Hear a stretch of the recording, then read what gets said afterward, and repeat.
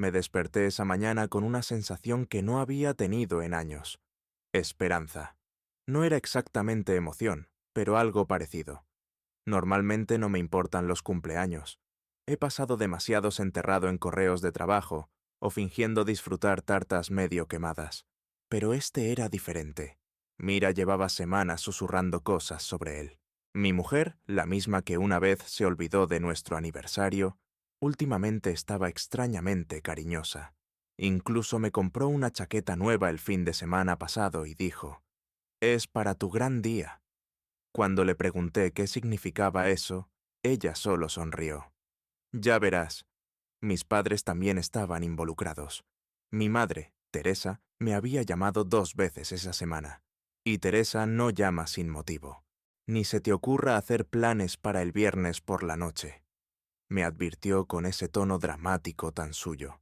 Tenemos algo muy especial preparado. Mi padre, Harold, el rey del sarcasmo, hasta parecía serio cuando me llamó el día anterior. No comas mañana al mediodía. Confía en mí. Solo eso ya bastaba para levantar sospechas. Así que bloqueé mi agenda, despejé mi calendario y hasta rechacé una invitación a cenar de Malik, uno de mis amigos más antiguos. Es mi 45 cumpleaños, le dije. Creo que mi familia por fin va a hacer algo. Por supuesto, él se burló de mí.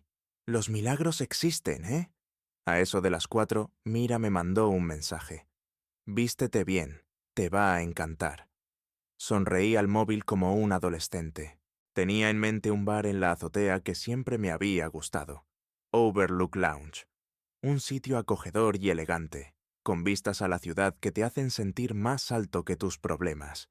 De esos lugares donde, por unas horas, el mundo parece ir más despacio. Llegué temprano. El personal tenía mi nombre en la lista de reservas. Mesa privada, en la esquina, con servicio de botellas. Alguien había tirado la casa por la ventana. La anfitriona me llevó hasta una mesa bellamente preparada. Velas, champán frío, tarjetas con nombres. Supuse que los invitados solo se estaban retrasando. Mi móvil no tenía llamadas perdidas. Escribí a Mira. Ya estoy aquí. Se ve increíble. Nada. Así que me senté. Y esperé. Pasaron 30 minutos. Abrí el menú. No quería parecer nervioso, pero el camarero notó que algo no iba bien. ¿Quiere pedir algo mientras espera?, preguntó educadamente. No, estoy bien. Solo espero a unas personas. Dije, 1 hora. Empecé a sentir frío, aunque hacía calor. No por el clima, sino por algo dentro de mí. Ese tipo de frío que se te mete en el pecho cuando los hechos empiezan a formar una imagen que no quieres ver. Intenté llamar a Mira, directo al buzón de voz. Llamé a mi madre. Nada. A mi padre. Lo mismo. Entonces sonó mi teléfono. Mensaje nuevo de Mira. Era un vídeo. Lo abrí, pensando que quizá iban tarde, y esto era una especie de broma.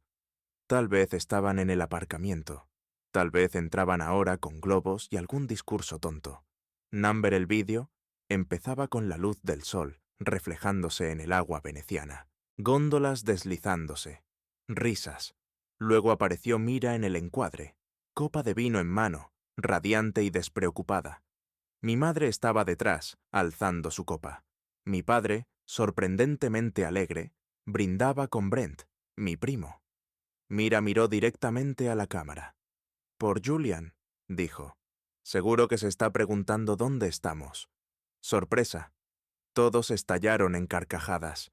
«No se va a enfadar por esto», añadió Mira, moviendo el pelo como si estuviera en un anuncio. «Estará bien, siempre lo está». La cámara mostró un brindis en grupo. Salud. Copas chocando. Sonrisas amplias. Y luego el vídeo terminó. Me quedé sentado en completo silencio. El murmullo de las conversaciones cercanas de repente sonaba como estática. El tintinear de las copas ajenas como sirenas. No era solo que no estuvieran, era que lo habían planeado. Planearon desaparecer. Planearon reírse. En mi cumpleaños. No lo olvidaron. Number fue intencional. Miré otra vez la mesa. Qué estúpido debía parecer al personal, a cualquiera que me viera con esa chaqueta nueva, creyendo que era el invitado de honor. Respiré hondo y me dije que no iba a reaccionar. No aquí. No ahora. El camarero volvió. ¿Abro el champán, señor?, me preguntó. Lo miré un segundo de más. Luego asentí. Sí, ábralo. Si querían dejarme solo en mi cumpleaños, perfecto. Pero no les daría la satisfacción de verme derrumbarme en público. Terminaría la copa. Me quedaría en esa mesa y tomaría nota mental de cada detalle. Porque esto no era solo una sorpresa, era una advertencia. ¿Pensaban que no me dolería? Se equivocaban, pero lo que de verdad juzgaron mal fue esto. Yo no iba a ir detrás de ellos. No iba a suplicar respuestas. No iba a gritar, ni a llorar, ni a exigir explicaciones. En vez de eso, iba a recordar cómo se sentía este momento. El peso de la copa en mi mano, el ardor de la traición en mi pecho, el silencio en mi teléfono. Iba a recordar esta mesa, esta vista y esta noche por el resto de mi vida. Porque si esa era su sorpresa, ellos aún no habían visto la mía. Durante un rato, solo me quedé ahí, entumecido. El champán ya estaba abierto. Sabía amargo. No por las uvas o las burbujas, sino por el dolor en el pecho que no desaparecía. Miré la copa como si tuviera respuestas. ¿Cuánto tiempo llevaban planeando esto? ¿Cuántas veces había pagado yo la cena mientras ellos se reían alrededor de una mesa hablando de la sorpresa? Seguía mirando la puerta de la azotea, medio esperando que Mira apareciera de pronto y dijera, «Es broma». Pero cuanto más esperaba, más tonto me sentía. Un camarero se me acercó otra vez, esta vez con una especie de lástima silenciosa en los ojos. «Señor», dijo suavemente, ¿quiere cancelar el resto de la reserva? ¿Podemos reembolsar? No, interrumpí rápido. Déjelo. Sigo celebrando. Ni yo mismo creí esas palabras al decirlas. Pero lo dije de todas formas. Quizás porque decir otra cosa habría sido como rendirme. Me serví otra copa. Mi móvil seguía en silencio, sin mensajes nuevos, sin seguimiento, solo el vídeo allí, esperando para ser reproducido otra vez como una bofetada en la cara. Podría haberme ido, volver a casa, acurrucarme con una manta y un dolor de cabeza y el suave brillo de la traición. Pero no lo hice. En cambio, me hice una foto, sonriendo con el horizonte detrás. Hasta levanté la copa. Una sonrisa forzada, claro, pero he llevado peores máscaras en mi vida. La publiqué en mi historia con el pie de foto. Todavía vale la pena celebrarlo. Ni siquiera sé por qué lo hice. Quizás para convencerme a mí mismo, quizás para enviar un mensaje, quizás. Tomé otro sorbo. El tiempo se movía como jarabe. En algún momento dejé de mirar el reloj. Le dije al camarero que trajera comida, aunque no tenía hambre. Simplemente no quería parecer patético, sentado allí con nada más que una botella medio vacía y el corazón roto. Fue entonces cuando escuché una voz familiar. «¿Julian? ¿Qué demonios, tío? ¿Estás aquí solo?» Levanté la vista. Malik. De todas las personas que podían entrar en ese bar, fue Malik Johnson, compañero de universidad, antiguo padrino de boda, ese tipo de amigo al que no ves en meses, pero con quien retomas la conversación como si nada.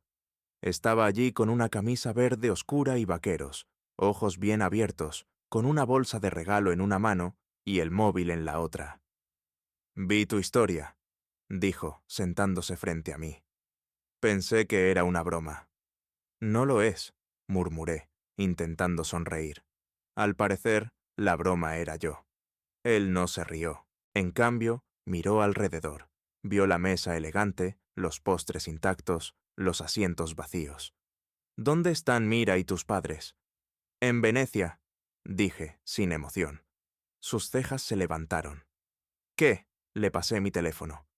Vio el vídeo en silencio, su boca tensándose cada vez más. Cuando terminó, dejó el móvil en la mesa y dijo, «Esta gente está completamente loca».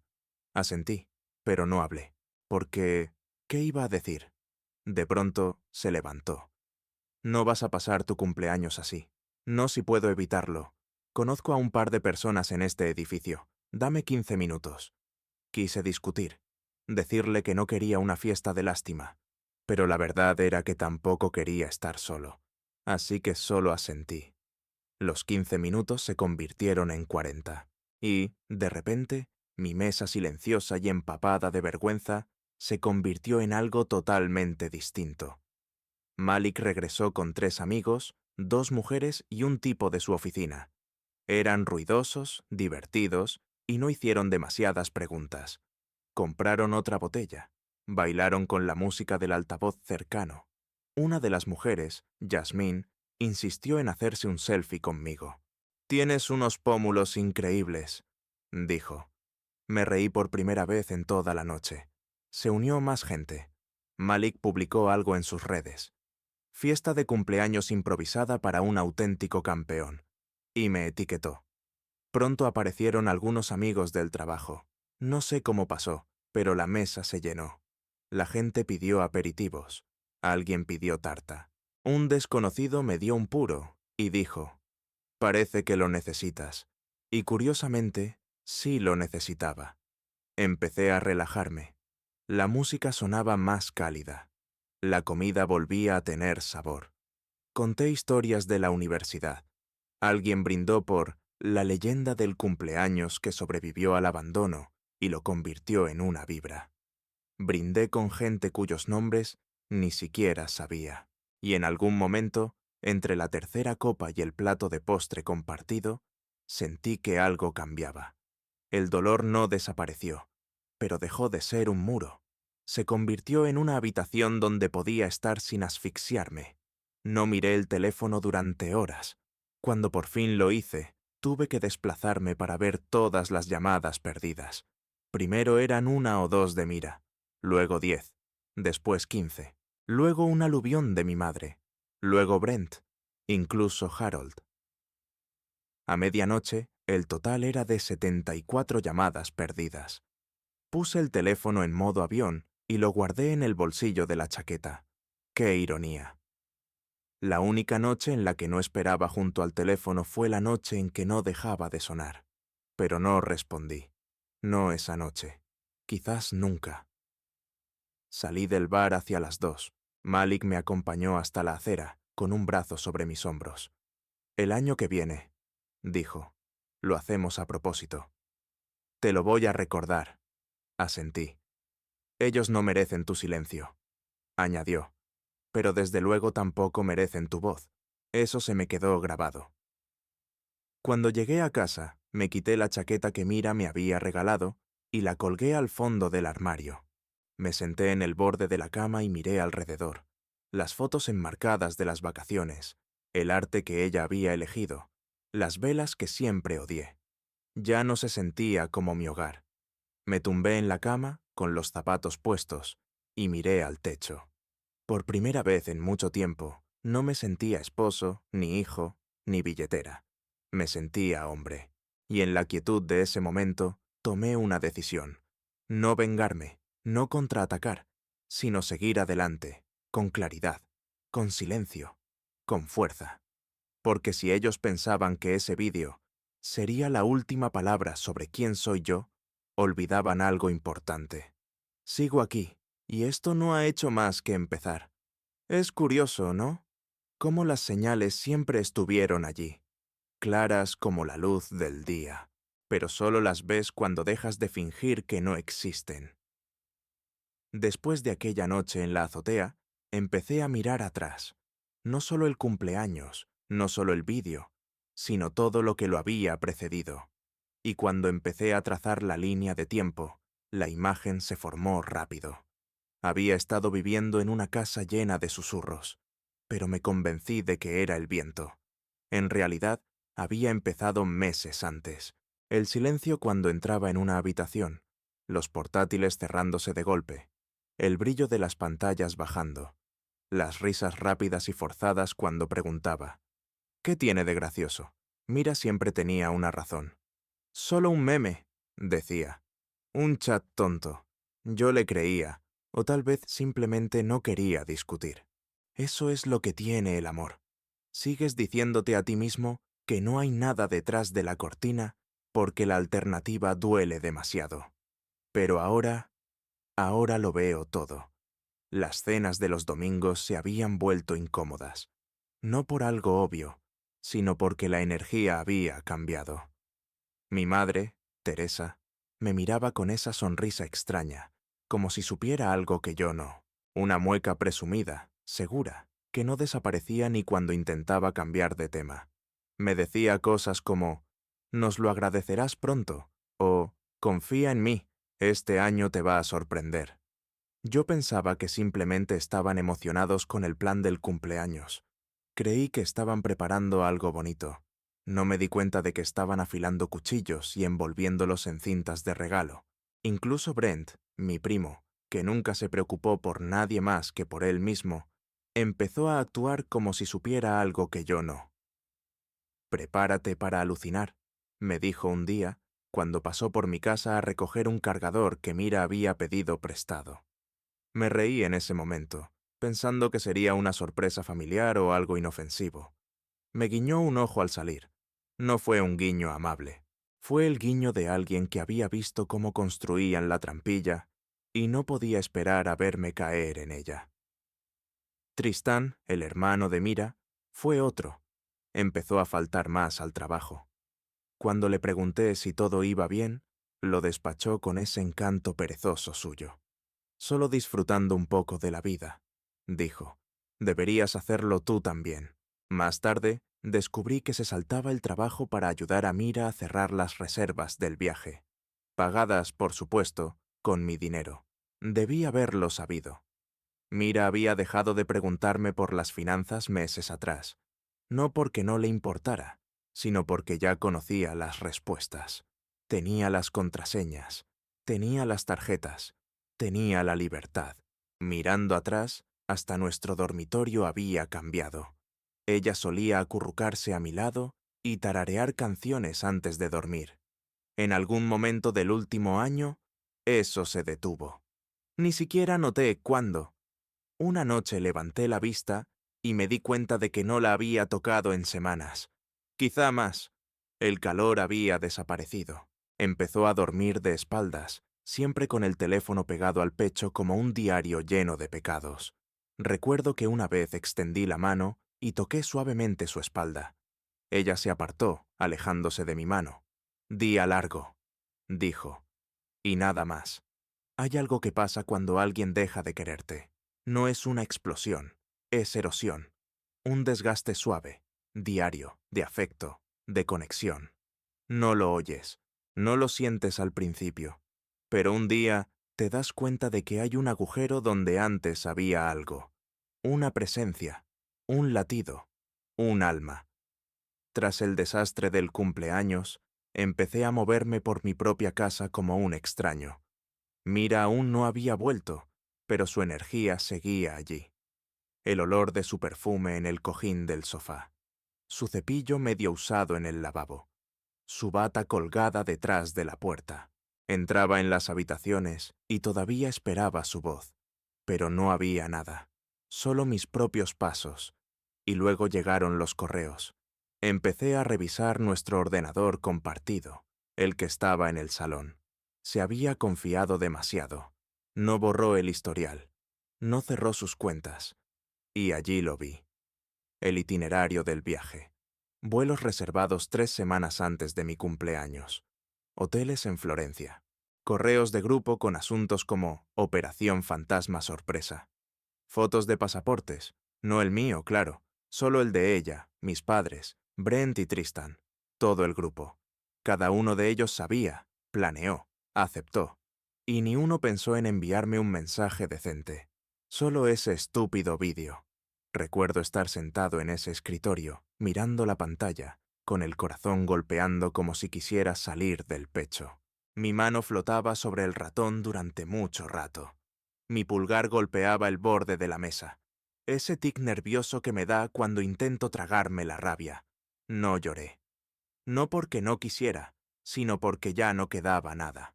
Ni lágrimas. Solo un vacío seco, doloroso. También había un hilo de correos entre Mira y mi madre. Mira, ¿crees que se enfadará? Teresa. Él no se enfada. Él se calla. Luego sigue adelante. Esa frase fue la que lo rompió todo. Fue cuando entendí en qué me había convertido para ellos. Ni esposo, ni hijo. Solo un cuerpo. Una fuente de dinero. Un personaje de fondo. Callado. Seguro. Predecible. Fácil de usar. Fácil de reírse. Ellos pensaban que yo era débil porque no gritaba, porque no rompía cosas ni daba portazos, porque hacía las paces, mantenía la calma, pagaba las facturas, no preguntaba. Confundieron la calma con pasividad, la dignidad con debilidad.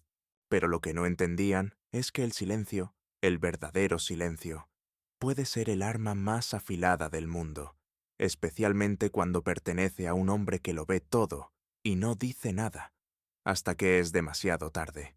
Esa noche no dormí en el dormitorio, dormí en el sofá. No porque me echaran, sino porque no podía respirar en esa habitación. Su fantasma estaba en todas partes, las risas que ya no me incluían, los secretos contados bajo las sábanas, las mentiras susurradas a través de las paredes.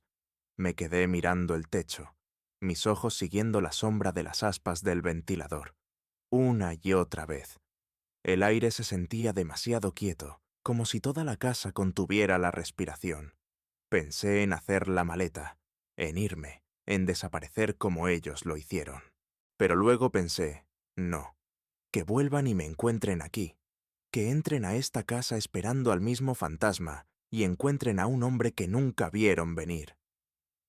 Al día siguiente, me senté en la mesa de la cocina con mi aplicación del banco abierta, desplazándome por meses de transacciones, como si estuviera revisando una escena del crimen. Y tal vez lo era, porque lo que vi no solo confirmó mis sospechas, las arrastró a la luz del día y las quemó en mi memoria. Había estado financiando mi propia traición, silenciosamente, voluntariamente, estúpidamente.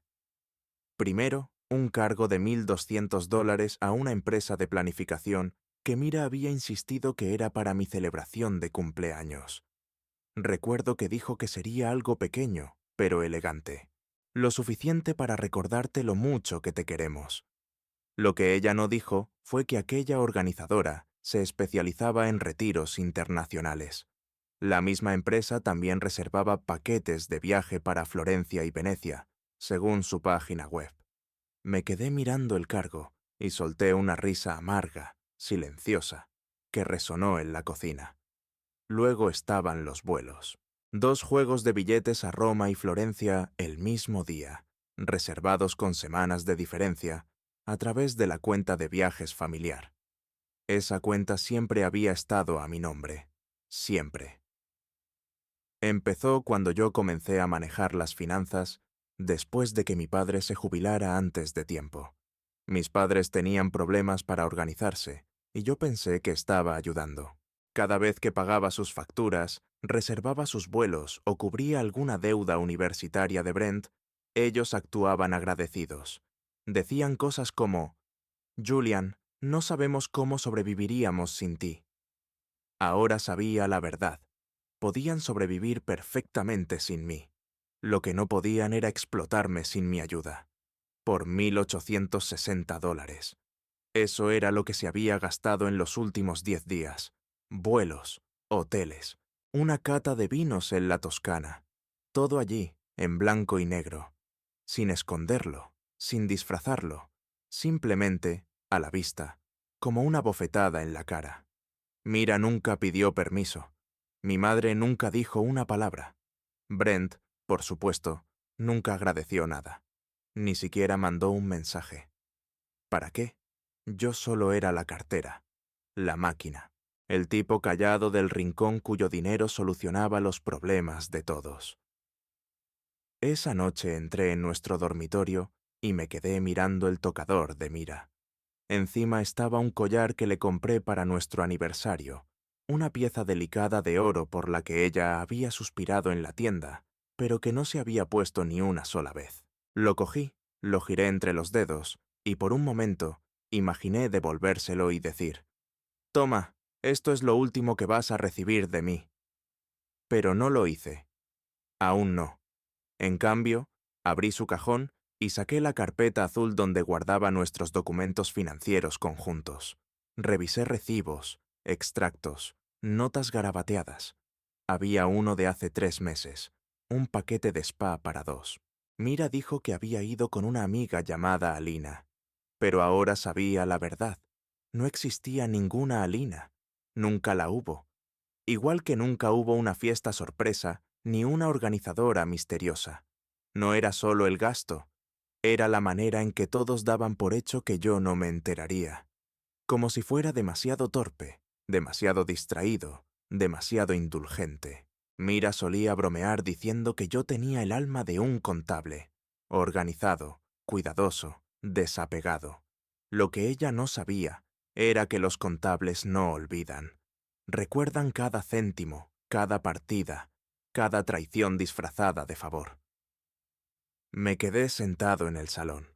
El zumbido del frigorífico era el único sonido. Pensé en todas las cosas que había pagado a lo largo de los años. El coche de Mira, la entrada del piso de Brent, el crucero de lujo que hicieron mis padres el verano pasado. Yo lo justificaba todo como familia, como amor, como apoyo. Pero ahí está el truco, ¿no? Las personas que más te hieren siempre son las que dicen que te necesitan. Volví a revisar los movimientos de la tarjeta. Allí estaba, otra compra de Mira, solo 5 días antes de que se fueran. Una boutique en Florencia, un depósito. Ni siquiera había salido del país todavía, y ya había pagado por un vestido que planeaba recoger allí. Me recosté en la silla y dejé escapar el aire lentamente. No era descuido, era confianza. Sabía que yo no lo cuestionaría. Sabía que no la detendría. Eso fue lo que más dolió. Abrí el navegador otra vez. Busqué la boutique. Había una foto del local, en un callejón empedrado, iluminado con luces cálidas y romanticismo. En el escaparate, un maniquí lucía un vestido de seda, azul suave con bordados dorados. Mira me había descrito ese mismo vestido una vez, meses atrás, cuando veíamos una vieja película italiana. Ella había susurrado, «Si alguna vez vamos a Florencia, eso es lo que me pondría». Yo recuerdo haber dicho, «Deberíamos ir algún día». Pero ella fue sin mí. Se puso el sueño sin mí. Vivió la vida que planeamos sin mí. Y peor aún, usó mis manos para pagarla. Esa noche me quedé en el baño, mirando mi reflejo. No lloré. No grité. Solo miré, largo y tendido. Mis ojos estaban cansados, mi cara demacrada, mi boca caída incluso en reposo. Pero debajo de todo ese cansancio vi algo nuevo, determinación. Me di cuenta de algo que nadie me había dicho al crecer. A veces el amor te ciega, no porque brille, sino porque es silencioso, porque te enseña a soportar en vez de cuestionar, a dar en vez de proteger. Pero yo había terminado con eso. Terminé con dar sin ser visto. Ellos me borraron de su celebración. Ahora yo los borraría de mi generosidad. A la mañana siguiente, llamé a la agencia de viajes que aparecía en la factura de la empresa organizadora. Me presenté, di mi nombre y pregunté algo simple. ¿Este cargo se hizo a mi cuenta? La mujer al otro lado dudó. Sí, dijo. A nombre de Julian Cross. ¿Hay algún problema? Ninguno, respondí con calma. Solo necesitaba confirmarlo. Gracias. Luego abrí mi portátil y entré en cada cuenta. Banco, crédito, ahorros, viajes. Empecé a cambiar contraseñas, bloquear tarjetas, cancelar usuarios adicionales, una por una, silenciosamente, con precisión quirúrgica. Como arrancar sanguijuelas de la piel, cuidando de que la cabeza no quede dentro. Abrí una hoja de cálculo y hice una lista. Cada gasto, cada nombre, cada traición. Y debajo, escribí una última línea. Se acabó. Se olvidaron de darme las gracias porque nunca pensaron que lo necesitarían. Ahora, Están a punto de recordar por qué deberían haberlo hecho. Cuando bloqueé todas las cuentas y cambié cada contraseña, no dije una palabra. Ni a Mira, ni a mis padres, ni siquiera a Brent. El silencio se convirtió en mi escudo. Y, curiosamente, fue la primera vez que sentí que realmente tenía el control. Cuando eres el callado del grupo, la gente cree que eres débil. Confunden la quietud con rendición. Pero lo que olvidan es que el silencio escucha. Y yo había estado escuchando durante mucho tiempo. Esa mañana me preparé una taza de café solo y me quedé de pie junto a la ventana, mirando cómo la luz cambiaba sobre los edificios. La casa estaba en calma. Mira aún no había vuelto, pero yo sabía que ya estaban de regreso en el país. Mi bandeja de entrada había explotado. Llamadas perdidas, mensajes de voz, mensajes de texto, incluso algunos correos con asuntos como «tenemos que hablar» o «arreglemos esto». No abrí ninguno. No lo necesitaba. Todo lo que tenían que decir ya lo había escuchado en sus risas. En lugar de eso, publiqué una foto. Algo simple. Yo en el balcón con una camisa negra impecable, sosteniendo un vaso de whisky con el horizonte de la ciudad detrás. El pie de foto decía: «Sigo celebrando. Gracias a los auténticos». No etiqueté a nadie. No expliqué nada. Pero en 10 minutos las llamadas se habían duplicado. Mira, mi madre, Brent, incluso Harold, que no me llamaba por su cuenta desde hacía años. De pronto, todos querían hablar. Estaban preocupados, no porque yo estuviera dolido, sino porque no estaba reaccionando como esperaban. Esperaban una rabieta, un colapso, una súplica dramática para ser incluido de nuevo. Pero les di silencio. Y el silencio, resulta, es aterrador cuando viene de alguien que creías tener bajo control. Mira dejó 4 mensajes esa mañana. Oye, ¿puedes devolverme la llamada? Todo esto se está sacando de contexto. Se suponía que era una broma. Ya sabes, una sorpresa graciosa. No pensé que lo tomarías tan personal. Más tarde. Julian, por favor, todos están molestos ahora. Mamá dice que estás siendo dramático. Llámame. Y finalmente, estás asustando a la gente. Brent dice que no has respondido a nadie. Esto no es propio de ti. ¿Qué estás haciendo? Me quedé mirando el teléfono mucho rato después de ese mensaje. ¿Qué estoy haciendo? Estoy pensando. Estoy observando.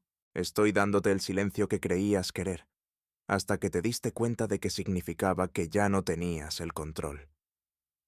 Teresa, mi madre, escribió: «Solo intentábamos sacudir un poco las cosas. Has estado tan desconectado últimamente. Pensamos que un gesto audaz te despertaría». Leí ese mensaje 5 veces. ¿Despertarme? ¿Pensaste que borrarme, burlarte de mí, reírte de mi ausencia en mi propio cumpleaños, me despertaría? Dejé su mensaje sin leer. Brent envió una nota de voz. No la escuché. Ese mismo hombre había llorado conmigo por un contrato roto, y yo lo saqué del apuro. Cofirmé un préstamo cuando nadie más lo haría. ¿Ahora quería explicarse? Que se guardara su voz. Lo más surrealista de todo fue lo rápido que cambiaron los papeles. Antes yo buscaba su aprobación, intentaba ser el fiable, el hijo estable, el esposo servicial. Ahora, con una simple publicación y sin respuestas, los tenía a todos nerviosos. Ese día caminé por la casa y me di cuenta de lo diferente que se veía todo en silencio. La mesa del comedor donde habíamos compartido cenas de repente parecía demasiado pulida, demasiado puesta en escena. El sofá donde nos acurrucábamos para ver películas se sentía frío, demasiado ordenado. Las fotos en el pasillo, vacaciones sonrientes, retratos posados, parecían ficción. Es increíble lo rápido que el amor puede pudrirse cuando finalmente ves el moho bajo la pintura. Me senté en el escritorio y empecé a organizar todo. Documentos legales, registros de cuentas, contraseñas. Hice copias, las puse en una carpeta aparte y la guardé bajo llave. No solo estaba limpiando la casa, estaba despejando espacio para la claridad. para el cambio. Esa tarde recibí un mensaje de Malik. Acabo de ver tu publicación. Orgulloso de ti, hermano. Avísame si necesitas algo. Eso fue todo. Simple, limpio, real. Respondí con un pulgar arriba y no sentí la necesidad de explicar nada. Él entendía. Algunos amigos no necesitan contexto, solo entienden la temperatura del silencio. Hacia las 8:30, Mira llamó de nuevo. No contesté. Dejó otro mensaje. Julian, acabo de aterrizar. Voy a casa. Por favor, no hagas que esto sea feo. Eso me hizo reír en voz alta. ¿Yo lo estaba haciendo feo? Me serví otro whisky y me senté en la sala. Dejé las luces apagadas. Quería sentarme en el silencio, escuchar el pulso de la casa como solía ser, antes de que las mentiras se acumularan como polvo, antes de que el amor se convirtiera en obligación, antes de que la confianza se convirtiera en deuda. Podía oír mi propio corazón en mis oídos, y por primera vez no latía con fuerza. Estaba tranquilo. Esa noche, redacté un documento enumerando todas las cuentas financieras que planeaba reestructurar. El nombre de Mira sería eliminado.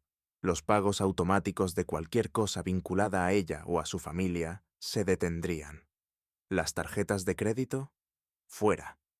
La cuenta conjunta, cerrada. El acceso a las cuentas de inversión, denegado. No era venganza, era respeto. No los estaba castigando. Simplemente estaba corrigiendo un error, uno que había dejado pudrirse demasiado tiempo. A medianoche, tenía una lista con todo lo que controlaba y todo lo que cortaría. La titulé Reinicio, y esa palabra se sintió poderosa. Ellos pensaban que el silencio era rendición, pero olvidaron lo que el silencio realmente es. Preparación.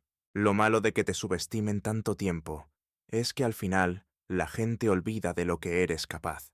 Empiezan a tratarte como ruido de fondo, un accesorio en su historia, un hombre que asiente, paga y calla, pero siempre olvidan que los más peligrosos son los que callan. Y yo había callado demasiado tiempo. Lo que Mira nunca entendió, lo que ninguno de ellos sabía realmente, era que yo había dejado de ser solo el esposo hacía años. No era solo el hombre que arreglaba el triturador de basura o pagaba las deudas urgentes de Brent. Yo era el accionista mayoritario de la empresa donde trabajaba el hermano de Mira, Tristán, esa de la que él presumía constantemente en las cenas familiares. Estamos construyendo algo grande, decía. La empresa está creciendo rápido. Sí, lo estaba. Y yo era la razón. Hace 3 años invertí en silencio. Compré acciones a través de una firma privada. Las dejé ahí. Observé cómo crecían. Luego, el año pasado, cuando uno de los cofundadores se fue, intervine. Silenciosamente otra vez. Tomé una participación mayor. Para enero, fui elegido en silencio como director ejecutivo. Tristan nunca hizo la conexión. Él pensaba que yo era solo un inversor tranquilo que su jefe apreciaba. Nunca supo que yo era quien firmaba sus bonos, sus permisos, sus ascensos. Imagina mi expresión cuando recibí una alerta interna de recursos humanos. Tristan Grady. Ausencia no autorizada. 7 días consecutivos sin aprobación previa. Hice clic en el informe y, efectivamente, él había dicho a HH que se tomaba una baja médica corta, pero las fotos que publicó en su cuenta pública contaban otra historia. Cócteles en Florencia, selfies sin camiseta en barcos, etiquetas como Living My Best Life y Family First Trip. ¡Qué descaro! Ni siquiera intentó ocultarlo. Probablemente asumió que nadie lo notaría.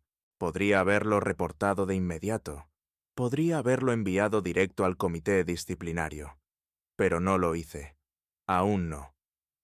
Guardé el informe, lo imprimí y lo puse en una carpeta. Esa carpeta ya contenía registros de los cargos recientes de Mira, las cuentas conjuntas congeladas y una lista creciente de todo lo que había descubierto desde aquella noche del cumpleaños. No estaba listo para atacar. Quería que se sintieran seguros un poco más. Al día siguiente fui a la oficina. Me senté en la esquina del piso ejecutivo, en la oficina de cristal que nadie pensó que fuera mía. Saludé a todos con cortesía. No mencioné a Tristan ni una vez. Dejé que creyera que todo estaba bien. Dejé que todo el mundo siguiera pensando que yo era solo un marido cansado al que olvidaron en su cumpleaños. Que todos tomaran café como si nada se estuviera desmoronando bajo sus pies. No solo estaba retirando mi dinero, estaba recuperando mi presencia. Verás, yo había construido más que riqueza. Había construido alcance, contactos, influencia. La clase de influencia que Mira nunca pensó que yo tenía, porque no hablaba de ello en la cena, mientras ella presumía bolsos de diseño y publicaba historias cuidadas en Instagram. Yo construía alianzas silenciosas y capital mientras ella reía con sus amigas sobre lo aburrido que yo era. Me sentaba frente a quienes tomaban decisiones y que dejaban en ridículo el estilo de vida superficial de ella. Uno de ellos, Raymond, estaba en la junta conmigo. Un hombre mayor, astuto. Me apartó en el ascensor y preguntó: «Entonces, he oído que tus suegros están haciendo algo de ruido en el extranjero». Levanté las cejas. «¿Ah, sí? Digamos que algunos olvidan quién firma sus cheques», respondió, dándome una palmada en el hombro. No contesté. No hacía falta. Antes de la hora de almuerzo, había enviado una moción silenciosa para congelar cualquier bonificación pendiente en la división de Tristán. HH. Se encargaría del resto. Discreto, respetuoso, pero firme. Él recibiría una llamada en 2 días. Una investigación formal. Nada espectacular. Solo lo suficiente para que sintiera el suelo temblar bajo sus pies. Esa tarde volví a casa y encontré a Mira en la cocina. Había vuelto temprano, vestida con ese vestido de seda azul cielo, el mismo que dijo soñar con comprar si alguna vez iba a Florencia. Lo llevaba como un trofeo, como un símbolo. La miré allí de pie, removiendo pasta como si nada hubiera pasado. Ella sonrió por encima del hombro. Pensé que podríamos cenar y hablar. No dije nada. Solo dejé el maletín y pasé de largo hacia el salón. Ella me siguió, secándose las manos con una toalla. «Julian, sé que estás enfadado, pero solo se suponía que era divertido. Has estado tan distante últimamente, y pensé que quizá un reinicio ayudaría». Me giré para mirarla. Calmado. «Claro. Planeaste unas vacaciones y me dejaste fuera». «No fue así», dijo rápido. «Fue espontáneo». «No», dije. «Fue organizado. Usaste mis cuentas, usaste mi nombre. Hiciste reservas con antelación. Mentiste». Su sonrisa se desvaneció. Se irguió más. «¿Y ahora qué? ¿Vas a castigarme?» Incliné la cabeza. «Number voy a liberarme de ti». Ella parpadeó, desconcertada. «¿Qué significa eso?» «Significa», dije despacio, «que ya no voy a entregarme a personas que me ven como una cartera, o como un personaje de fondo, o como alguien que no se enfada». Ella cruzó los brazos. «No seas dramático». Sonreí entonces. Una sonrisa pequeña, cansada. «Tú me llamaste dramático después de robarme mi cumpleaños y llamarlo sorpresa». Ella insistió. «Julian, estás haciendo esto más grande de lo que es. Solo dime qué quieres. Puedo arreglarlo». «No», dije firme. «No puedes, porque esto no está roto. Está expuesto». Su expresión cambió entonces. El miedo apareció. Sabía que algo había cambiado. Tomé la carpeta que había dejado en la mesa antes. «Tristan recibirá noticias de RRHH pronto. Solo un aviso. Dile que se prepare». Sus ojos se abrieron. «No lo harías». «Ya lo hice». Ella dio un paso adelante. «Julian, por favor, es mi hermano». «Y tú eres mi esposa», respondí. «Al menos lo eras». La dejé allí de pie. No grité. No lloré. No lo necesitaba, porque lo más poderoso que había aprendido era esto. No tenía que alzar la voz para alzar mi valor. 3 días después del vídeo. 3 días después de la cena en la azotea que pasé solo. 3 días después de congelar cuentas, documentar cada traición y guardar silencio por completo. Fue entonces cuando regresaron. Acababa de volver de la oficina, con la chaqueta aún puesta, las llaves en la mano, cuando escuché voces en el pasillo. Risas, pasos familiares, el sonido de maletas rodando, los tacones de Mira golpeando el suelo como si nada hubiera pasado. Mi corazón no se aceleró, no me asusté, solo me quedé de pie en el centro del salón y esperé. La puerta se abrió como siempre. Mira entró primero, empujando la puerta con la cadera, las gafas de sol aún en la cara. Una bolsa de compras colgaba de su muñeca. Detrás venía Teresa, con una pequeña caja de pasteles de esa panadería carísima que tanto le gustaba. Luego vino mi padre, Harold, con el mismo polo beige y la misma expresión engreída que siempre traía después de un viaje. Brent apareció detrás con su media sonrisa habitual, como si fuera el protagonista de alguna película en su cabeza. Todos entraron como si nada estuviera mal, como si yo no hubiera visto un vídeo de ellos, riéndose de mí desde el otro lado del océano. Mira, fue la primera en hablar. Julian, qué bien que estás en casa. Se acercó e intentó besarme en la mejilla. Yo di un pequeño paso atrás. Ella parpadeó, pero no dijo nada. Teresa dejó la caja de pasteles en la mesa como si fuera una ofrenda de paz. Trajimos cannoli, dijo, como si el postre pudiera arreglar la traición. Harold soltó una risita y me dio una palmada en el hombro. No te lo tomes a mal, hijo. Fue solo un viajecito divertido. Los miré uno por uno. Mis ojos no ardían. Mis manos no temblaban. Estaba demasiado lejos del impacto inicial como para sentir emoción ahora. Estaba en ese lugar más allá del dolor, donde la claridad te levanta, donde la verdad golpea tan fuerte que te quita el sentimiento y lo reemplaza con propósito. Julian, dijo Mira otra vez, con la voz más suave esta vez. Queríamos sorprenderte. Pensamos que sería gracioso, ya sabes, cambiar el guión, demostrarte que no siempre tienes que planearlo todo. Sonrió como si me estuviera ofreciendo un regalo. Incluso grabamos un vídeo. ¿Lo viste, verdad? Asentí. Lo vi. Teresa habló a continuación. Siempre has sido tan cerrado, así que pensamos que un gesto audaz llegaría hasta ti. No pensamos que te dolería. Tú no eres sensible. Harold intervino. No exageremos. Fue un fin de semana. Un viajecito. Ya estamos de vuelta, ¿no? No me moví. Me dejaron solo en mi cumpleaños, dije en voz baja. Mintieron. Se rieron de ello. Usaron mi dinero para hacerlo.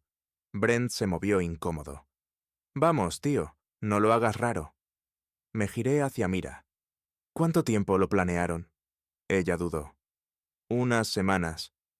3 meses, dije, levantando mi teléfono. He visto las confirmaciones de viaje, los correos, las reservas. Su cara cayó. Teresa parecía incómoda ahora.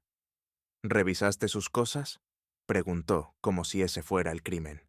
Yo gestionaba las cuentas, dije. Todas. La única razón por la que volaron a Venecia en clase business fue porque yo lo pagué. Ni siquiera intentaron ocultarlo. Harold bufó. Estás actuando como una víctima. No, dije, dando un paso adelante. Estoy actuando como alguien que finalmente despertó. Se quedaron callados. Mira dio otro paso, dejando la bolsa de compras suavemente sobre la mesa. Julian, por favor. Estás exagerando. Somos tu familia. No, dije otra vez. Son personas a las que les di demasiado de mí. Y se aprovecharon de eso. Todos ustedes. Teresa se sentó despacio, con las manos entrelazadas en su regazo. Estás siendo emocional. No, dije, con voz firme. Estoy siendo claro. Tomé la carpeta que había dejado en la encimera esa mañana. Dentro había impresos, cierres de cuentas, tarjetas suspendidas, notificaciones legales. La deslicé por la mesa. ¿Qué es esto?, preguntó Mira, cogiéndola. Su acceso a nuestras cuentas está revocado, dije. Todo. Necesitarán su propia tarjeta, su propio plan, su propio dinero. Ella abrió la boca, pero no salió nada. Brent tomó una de las hojas. ¿Qué es esto de Tristan? Tomó una baja no autorizada en el trabajo, dije. La política de la empresa requiere consecuencias, y como ahora superviso las decisiones ejecutivas, queda suspendido mientras se revisa. La mandíbula de Teresa cayó. No lo harías. Ya lo hice. Harold se levantó. Estás haciéndote enemigos en tu propia casa. No, dije. Ustedes están en mi casa, y me han estado tratando como a un extraño durante años. La voz de Mira se quebró. Julian, ¿qué estás diciendo? Estoy diciendo que me borraron del único día que significaba algo. Estuvieron allí, en vídeo, y dijeron que no me dolería, que estaría bien. Como si fuera decoración, un fondo, algún tonto que financia sus vacaciones y no hace preguntas. Ella intentó interrumpir, pero seguí. No estoy pidiendo una disculpa, no estoy pidiendo explicaciones. No quiero escuchar por qué fue una broma o cómo soy demasiado callado. Esto no se trata de ser dramático, se trata de estar cansado. El silencio que siguió fue pesado. Nadie tocó los cannoli. Mira miró la carpeta y luego a mí. No puedes simplemente cortarme. Puedo, dije. Y lo hice. Ella dio un paso adelante, más baja ahora, con voz suplicante. Julian, hemos estado juntos 10 años. Sé exactamente cuánto tiempo, dije. Cada día, cada dólar, cada mentira. Teresa se levantó. ¿Le estás dando la espalda a tu familia? No, dije suavemente. Ustedes me la dieron primero, y ahora se sorprenden de que no finja que estoy bien. Me hice a un lado, señalando la puerta. Llévense sus maletas, llévense su caja de pasteles, váyanse a casa. Los ojos de Mira se llenaron. Este es nuestro hogar. Lo era, dije. Ahora es solo el lugar donde finalmente desperté. Se quedaron allí un minuto más. Luego Mira tomó lentamente su bolso. Bren cogió la maleta. Teresa no dijo nada. Harold murmuró algo que no me importó escuchar. Y luego, uno por uno, salieron. No cerré la puerta de un portazo. No grité. No lloré. Solo eché el cerrojo. Y finalmente, exhalé. Más tarde esa noche, el silencio en la casa era fuerte, pero no estaba vacío. Se sentía merecido. El tipo de silencio que llega después de dejar de explicarte a gente que nunca te escuchó de verdad. No me sentía orgulloso. No me sentía triste. Me sentía despierto. Por primera vez en años, sentía que había recuperado algo que ni siquiera sabía que había perdido.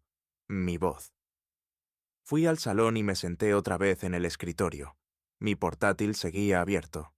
También el correo de Mira. Ella nunca cerraba sesión en el ordenador compartido.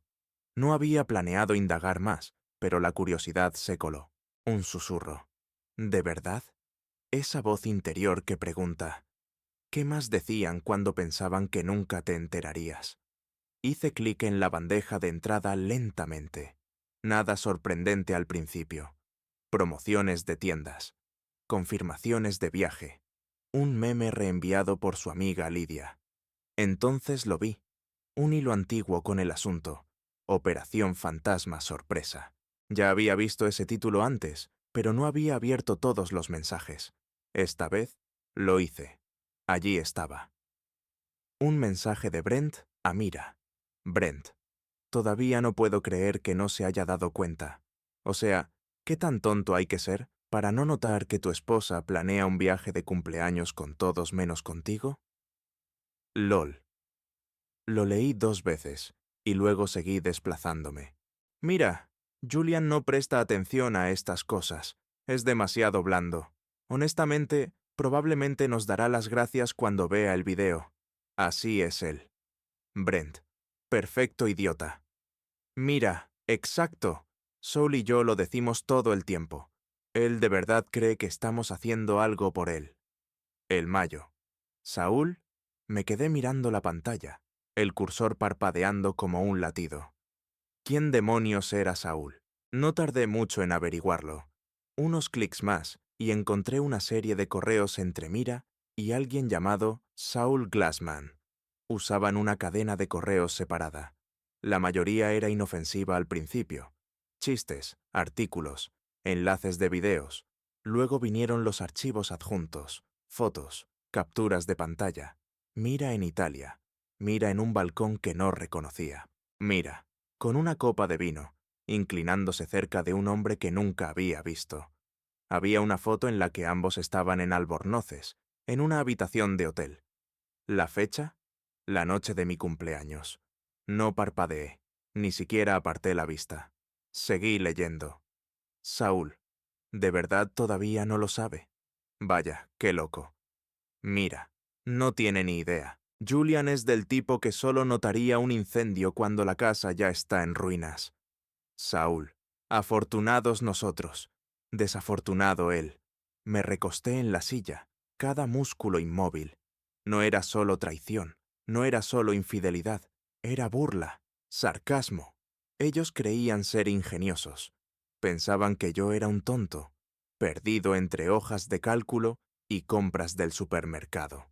Tenían tanta confianza en su pequeño juego que dejaron todas las piezas a la vista. Abrí otra pestaña y envié un mensaje a mi abogada, Adrian. Ella y yo habíamos trabajado juntos durante años en mi empresa. Confiable, eficiente. Había manejado contratos y disputas importantes sin pestañear. No le conté todo. Solo escribí: por favor, prepara una estrategia completa de separación, personal y financiera. Necesito una consulta antes de que termine la semana.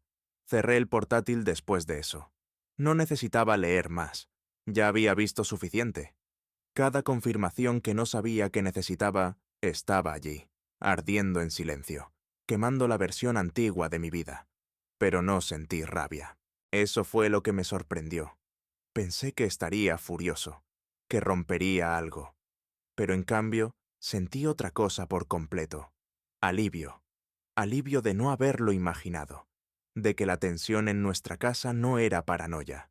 De que no estaba loco por sentirme como un extraño en mi propia vida. La peor parte de la traición no es el acto en sí, es el gaslighting, la forma en que te hacen sentir culpable por hacer preguntas, por darte cuenta, por importarte, y cuando finalmente conoces la verdad, todo ese peso se cae como una armadura vieja. A la mañana siguiente me levanté temprano y preparé café. Puse música, alta y suave, y abrí las ventanas para dejar entrar el sol. Mira no había vuelto. Supuse que estaba en casa de su madre, o tal vez incluso con Saul. No me importaba. Apagué la función de ubicación compartida. Eliminé el acceso de respaldo a todas las cuentas. Envié la documentación para cerrar el perfil de inversiones conjunto. Bloqueé su número. No necesitaba gritarle. No necesitaba enfrentarla. El silencio estaba diciendo todo lo que tenía que decir.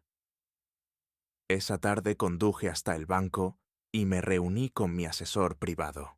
Movimos la mitad de los fondos líquidos a una nueva cuenta solo a mi nombre. Reescribí mi testamento. Firmé una orden de congelación temporal para cualquier solicitud de retiro del antiguo fondo fiduciario al que Mira tenía acceso parcial. Incluso actualicé los beneficiarios. Ahora todo fluía a través de una fundación que había estado creando en silencio en nombre de mi abuela. No se lo conté a nadie, ni siquiera a Malik. Al llegar la noche, estaba sentado en mi balcón otra vez, con un vaso de agua esta vez. La ciudad brillaba, tranquila, y por primera vez en semanas no estaba ansioso. No estaba esperando que sonara un teléfono ni que se abriera una puerta. Simplemente estaba quieto, presente. Alrededor de las 7:45 de la noche, recibí una llamada de un número desconocido. La dejé ir al buzón de voz. Un minuto después, llegó un mensaje. Mira, ¿congelaste la cuenta del fideicomiso? Julian, ¿qué estás haciendo? Estás arruinándolo todo. Me quedé mirando la pantalla y sonreí para mí mismo. No una gran sonrisa, solo la suficiente. Escribí una respuesta, la pausé, luego la borré. En cambio, respondí con 2 palabras. No más. Otra llamada. La ignoré. Luego mi madre. Luego Brent. Los mensajes siguieron llegando, todos frenéticos, asustados, confundidos. Teresa, ¿por qué mi tarjeta ha sido rechazada? Brent, llámame ya, en serio. Mira, necesito hablar contigo. Por favor, estás yendo demasiado lejos. No esperaban que yo lo descubriera. No esperaban que yo contraatacara. Y definitivamente no esperaban que lo hiciera sin alzar la voz. Pero debieron saberlo. Nunca fui el tonto. Solo era paciente. ¿Y ahora? Estaban a punto de aprender en qué se convierte la paciencia cuando finalmente se acaba. Era viernes por la mañana cuando Mira finalmente apareció en mi oficina. Lo había estado esperando. Honestamente, pensé que vendría antes, pero no me sorprendió que tardara tanto. Mira siempre había sido valiente cuando se sentía poderosa, pero dudaba cuando la marea cambiaba. Acababa de salir de una reunión sobre una inversión inmobiliaria con Malik cuando mi asistente me avisó. Señor, ¿hay alguien aquí para verlo? No pregunté quién. Ya lo sabía. Déjala pasar, dije, poniéndome de pie y abrochándome la chaqueta despacio. Quería estar completamente sereno, no porque necesitara impresionarla, sino porque me negaba a darle ni una chispa del hombre que ella pensó que podía controlar.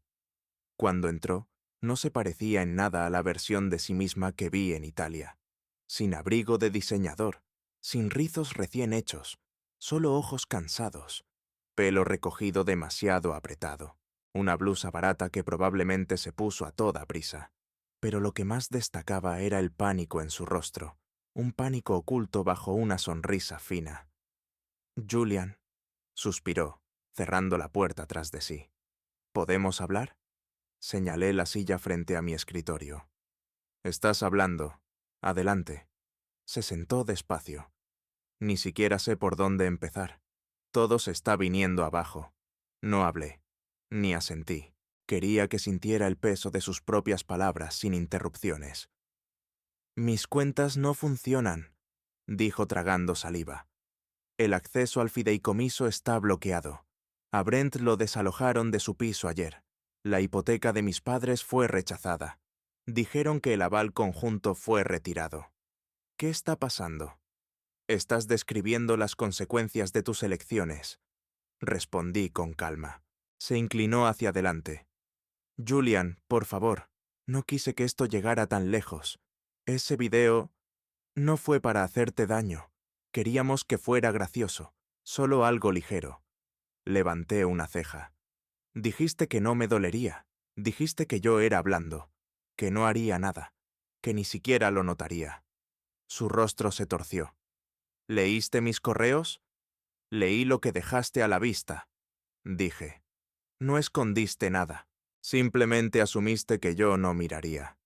Exhaló con fuerza. Vale, sí. Dije cosas que no debería haber dicho, pero eso no significa que debas arruinar nuestras vidas. No arruiné tu vida, respondí. Dejé de financiar la que construiste sobre la mía. Pareció como si le hubiera dado una bofetada. Julian, estamos casados. ¿Eso no significa nada para ti? Me incliné hacia adelante. Significó todo para mí. Hasta el día en que te fuiste a Italia con mis padres, te reíste de mí en cámara, me engañaste con otro hombre y usaste mi dinero para hacerlo todo. Ahora no hables de significado. Se quedó callada. Luego, más suave, casi desesperada, dijo: Dime qué puedo hacer. Solo dímelo. Lo arreglaré. Haré lo que sea. Me levanté y caminé hacia la ventana, con las manos en los bolsillos. ¿Sabes qué es lo que más duele? Dije sin girarme. No es que olvidaras mi cumpleaños, es que lo recordaste, y aún así, elegiste hacerme sentir invisible. Eso no es olvido. Es crueldad. Sollozó detrás de mí. No pensé que te importara tanto. Me giré lentamente. Ese es el problema, Mira. Nunca pensaste que me importaría. Nunca pensaste que lo notaría. Nunca pensaste que me iría. Creíste que seguiría dando, pagando, perdonando. Su voz se quebró. Me equivoqué en todo. Asentí. Sí, te equivocaste. El silencio volvió a asentarse entre nosotros, denso como niebla. Ella también se levantó ahora, caminando hacia mí con los ojos vidriosos. «No quiero perderte». La miré largo rato antes de responder. «Ya lo hiciste, solo que no lo notaste hasta que se acabó el dinero». Bajó la mirada al suelo. Sus hombros cayeron. Ya no tenía más cartas que jugar. Entonces dije las palabras que lo sellaron todo.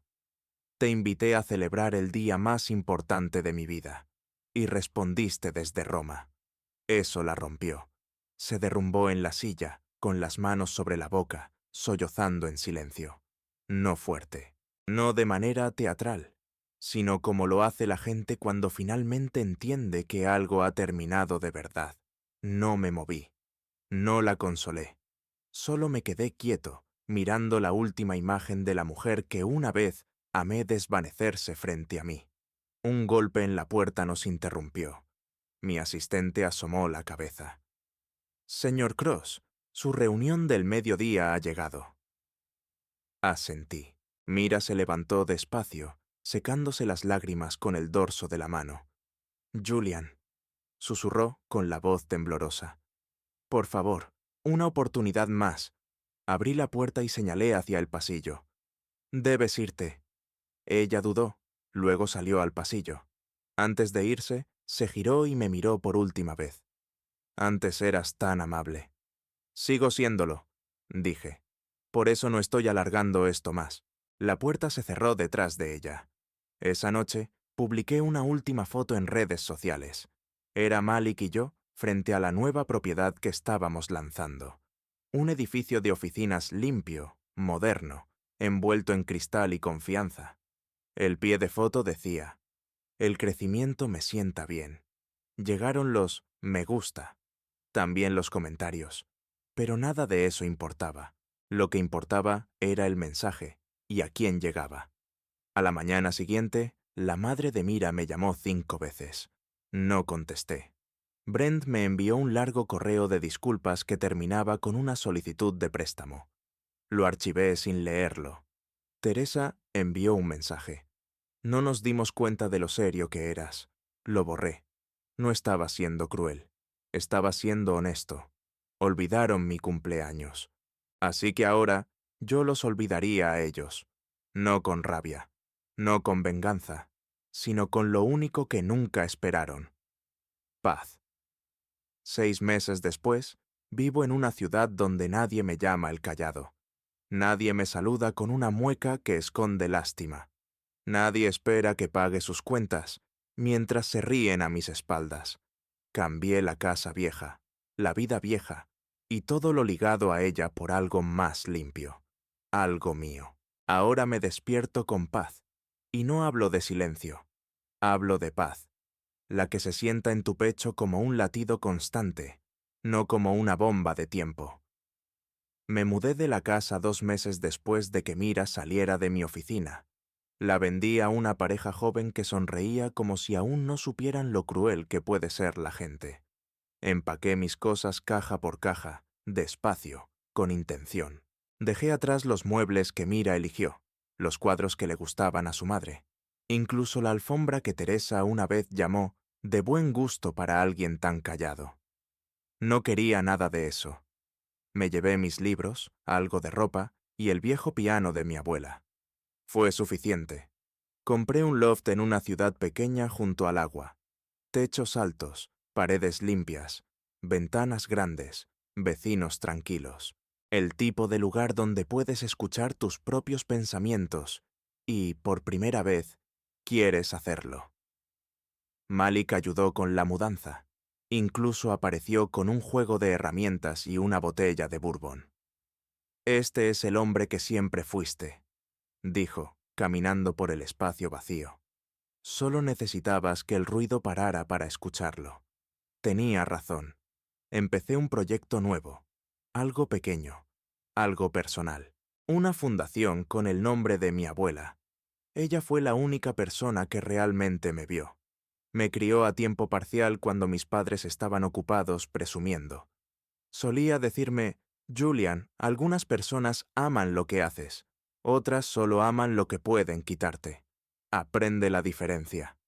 Entonces no lo entendía. Ahora sí. La fundación ofrece becas para hombres que empiezan de nuevo. Divorciados, desplazados, olvidados. No porque esté amargado, sino porque sé lo que es sentirse borrado. Que te digan que no importas hasta que tu silencio se convierte en un problema. Hemos ayudado a 12 hombres hasta ahora.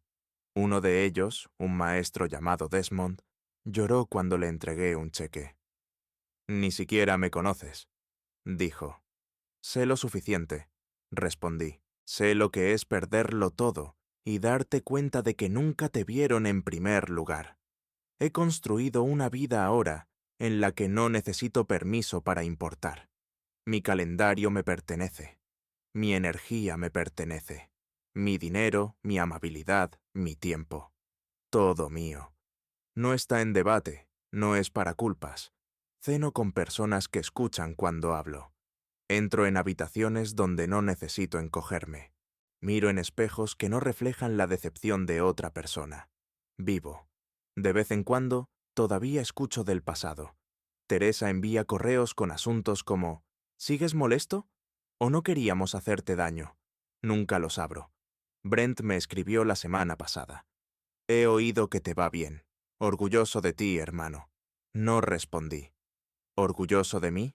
Después de llamarme perfecto idiota. Por favor. Y mira, bueno, ella lo intentó todo. Primero llegaron los correos, luego las notas de voz, después una carta entregada en mano que nunca abrí. Incluso apareció una vez en la fundación, esperando una conversación, pero no la dejé pasar. Mi asistente la recibió en la puerta y dijo: «El señor Cross no está disponible hoy». Y era verdad, yo no estaba disponible, ni para ella, ni para nadie del pasado. Lo que la gente no entiende es que sanar no siempre es ruidoso. No es un gran discurso ni una puerta que se azota. A veces es solo una caminata silenciosa y no volver la vista atrás. Eso fue lo que hice. Y por eso, gané. Hace unas semanas celebré mi cumpleaños, mi 46º. Malik organizó una barbacoa en la azotea de nuestra nueva propiedad. No fue elegante, sin discursos, solo risas, risas reales, del tipo que no deja mal sabor de boca. La gente vino sin esperar nada de mí. Trajeron comida, bebidas, historias. Uno trajo a su hijo, otro trajo un pastel en forma de borrador gigante. Dijo, para el hombre que intentaron borrar, pero no pudieron. Nos reímos 10 minutos seguidos. Esa noche me quedé solo un momento, mirando las luces de la ciudad. Pensé en el año pasado, en el video, en las voces, en las sonrisas engreídas. Pensé en la versión de mí que se sentó solo en un bar en la azotea, conteniendo las lágrimas con una copa de champán en la mano. Y entonces sonreí, no porque no doliera, sino porque lo sobreviví, porque reconstruí sin amargura, porque recordé quién era antes de que ellos me enseñaran a dudarlo. Soy Julian Cross, no soy el fondo, no soy la cartera, no soy el hombre que olvidaron, soy el hombre que no creyeron capaz de levantarse. Pero lo hice, y sigo levantándome, cada día y cada elección y cada respiro que no pide permiso. Esta es mi vida ahora, no perfecta, no pulida, pero real, y más que nada, finalmente mía.